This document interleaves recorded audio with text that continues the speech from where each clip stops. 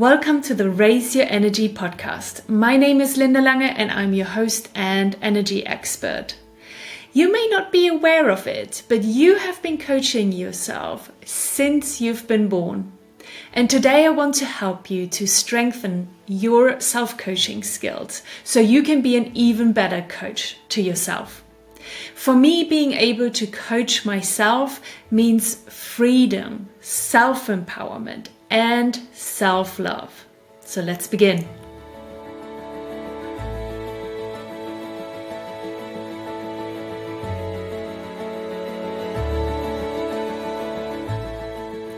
Your best coach is always with you, and that's you.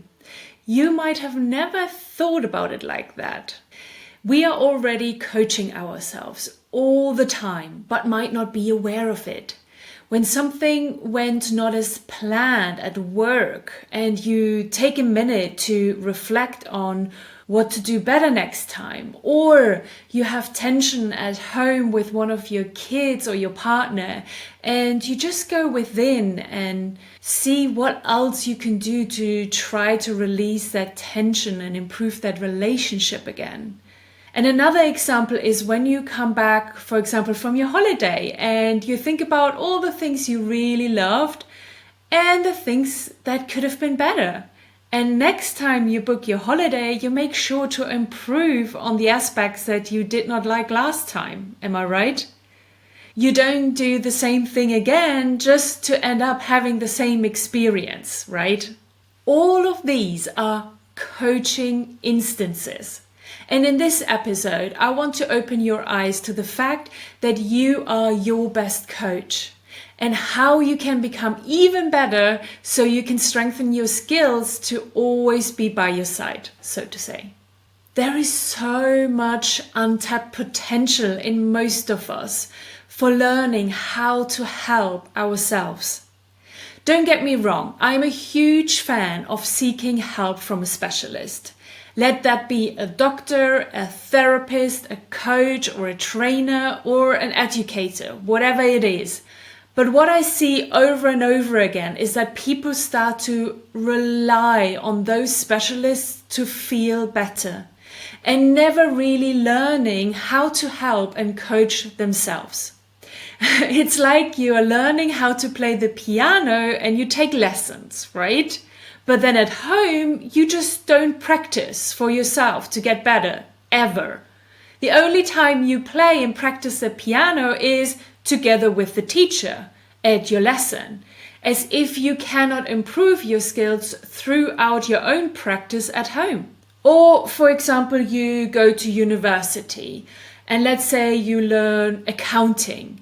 You finish your degree and instead of finding a job and applying what you have learned, you keep going to university and keep learning the same thing over and over again, as if you don't trust yourself to do it by yourself at some point.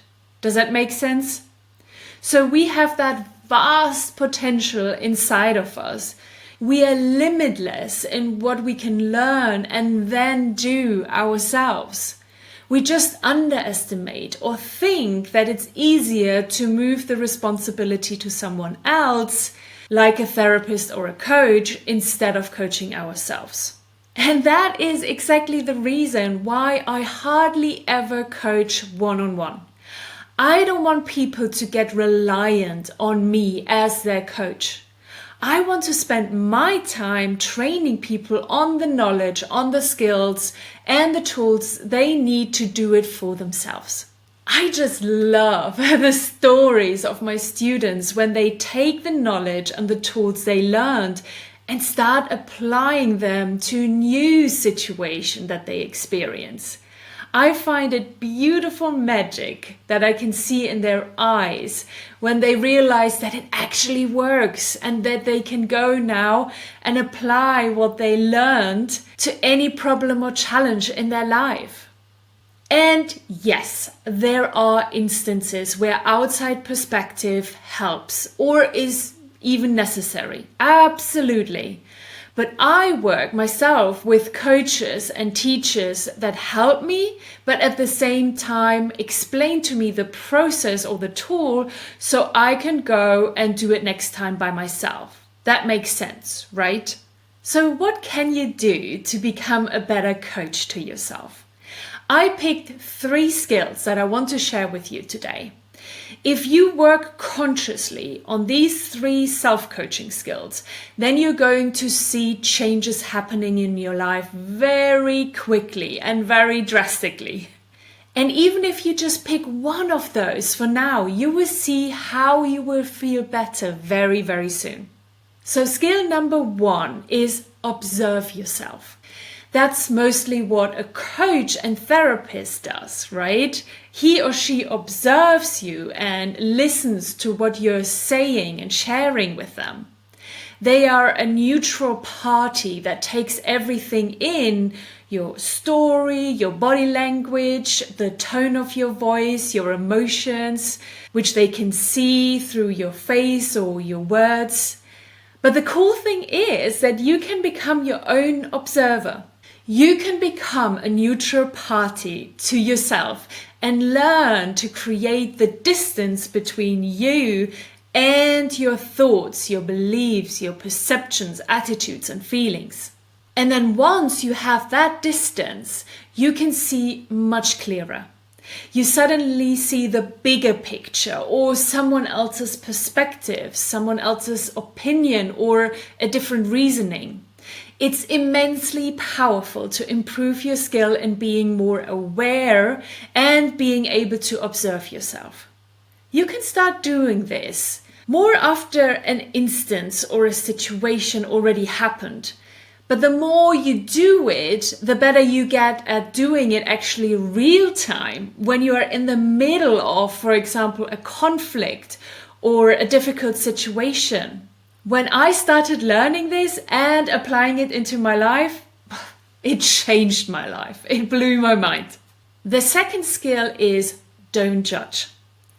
Again, something a coach or therapist is really good at is staying neutral and non-judgmental. They can look at the situation very objectively and therefore see things that you are not able to see. So this skill is kind of like an add-on on being your own observer. You want to observe yourself and then not judge yourself or others for that matter. And this skill is linked to your emotional state. When we are in the full swing of our emotions due to a situation that happened to us, it's very, very hard to not judge.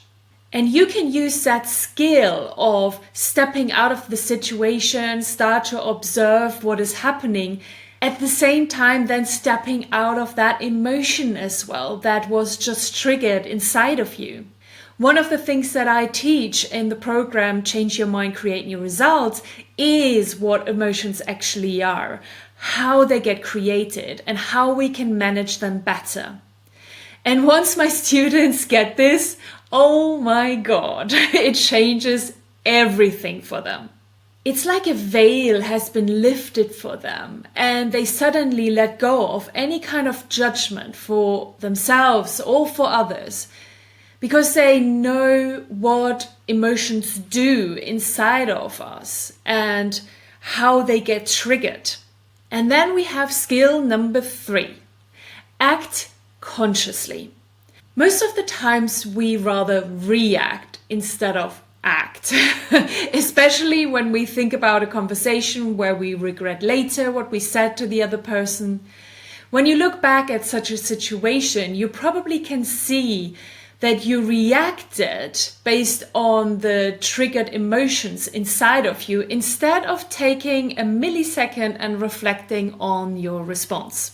By improving your skills, number 1 and 2, so being your own observer and being able to be neutral and non-judgmental, can you see that it will be easier for you to consciously act and create a better response?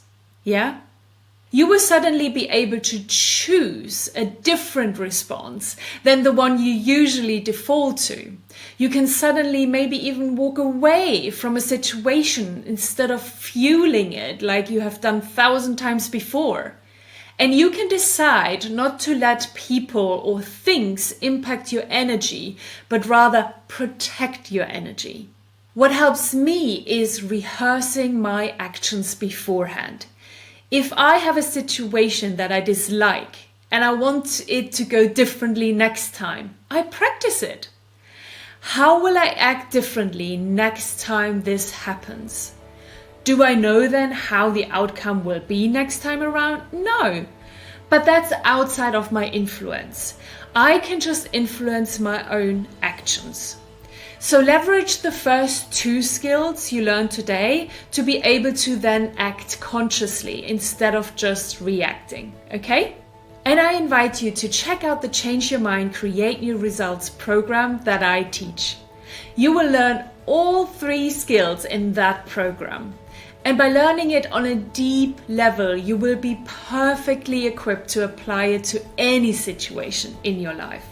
You can find the link to the program underneath the video.